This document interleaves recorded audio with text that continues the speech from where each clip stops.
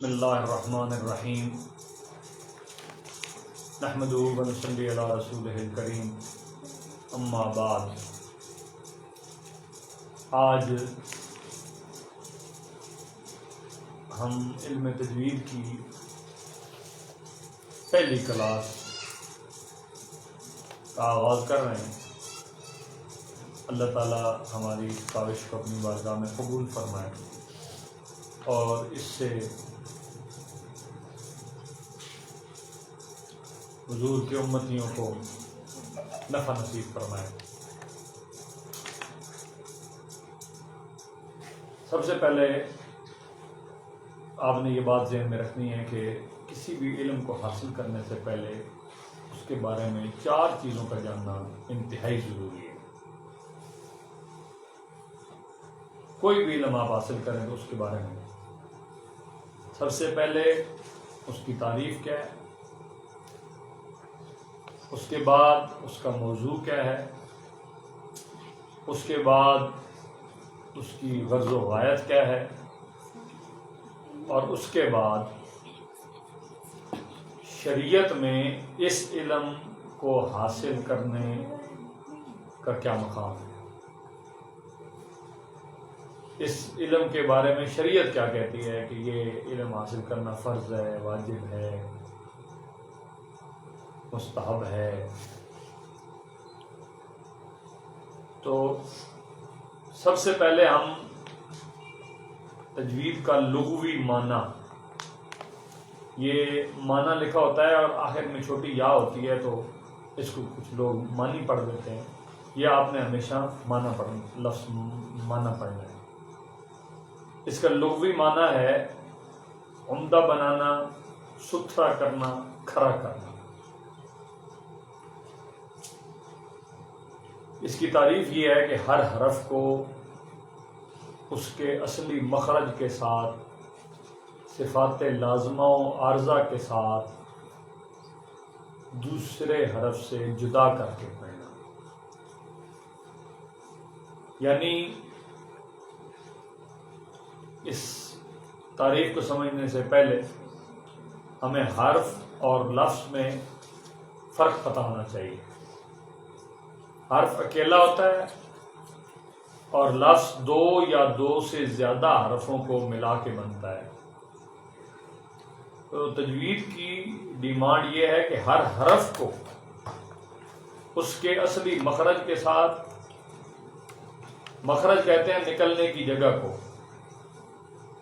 اصلی مخرج نکلنے کی اصلی جگہ، ہر حرف کو اس کے اصلی مخرج کے ساتھ، یعنی جہاں سے وہ نکلتا ہے وہاں سے نکالنا ہے، اور صفات لازمہ و عارضہ کے ساتھ۔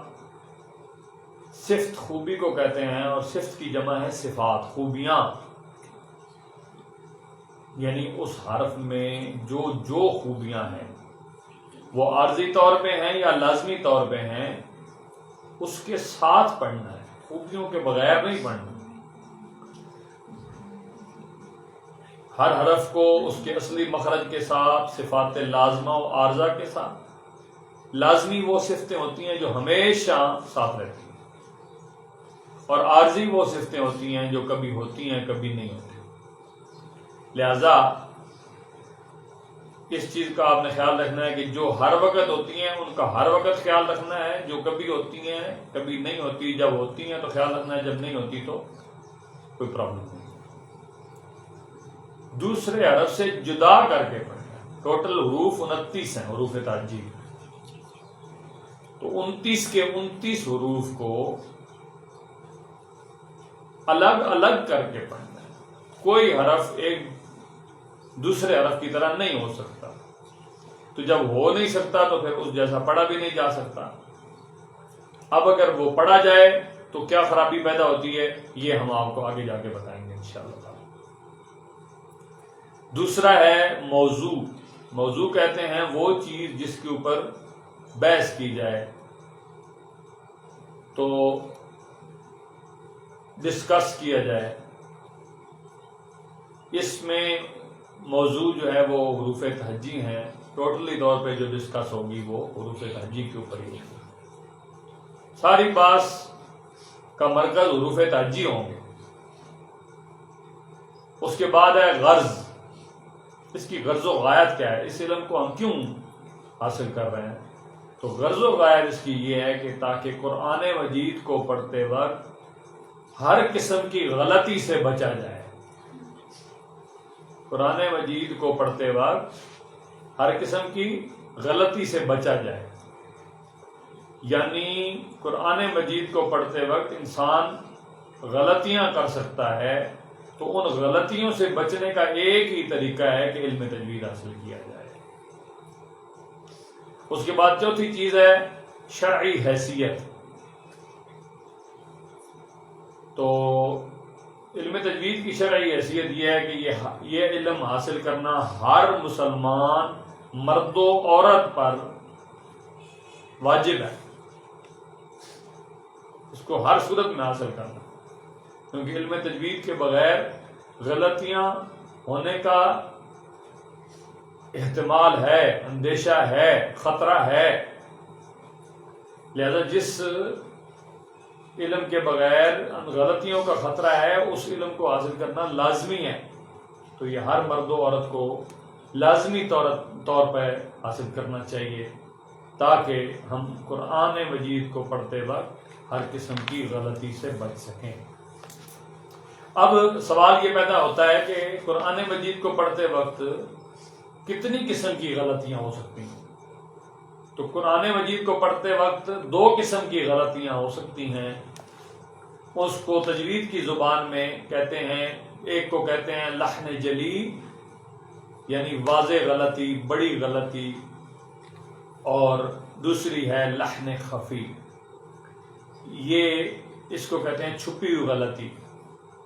تو ہمیں چھپی ہوئی غلطیوں سے بھی بچنا ہے اور ہمیں واضح غلطیوں سے بھی بچنا ہے. انشاءاللہ تعالی اگلی ویڈیو میں ہم لحن جلی اور لحن خفی کے اوپر روشنی ڈالنے کی کوشش کریں گے. اللہ تعالی ہم کو قرآن مجید صحیح سیکھنے کی توفیق نصیب فرمائے, اس لیے کہ سرکار کائنات صلی اللہ علیہ وسلم کا فرمان ہے, تم میں سے بہترین وہ شخص ہے جو قرآن خود سیکھے اور دوسروں کو سکھائے.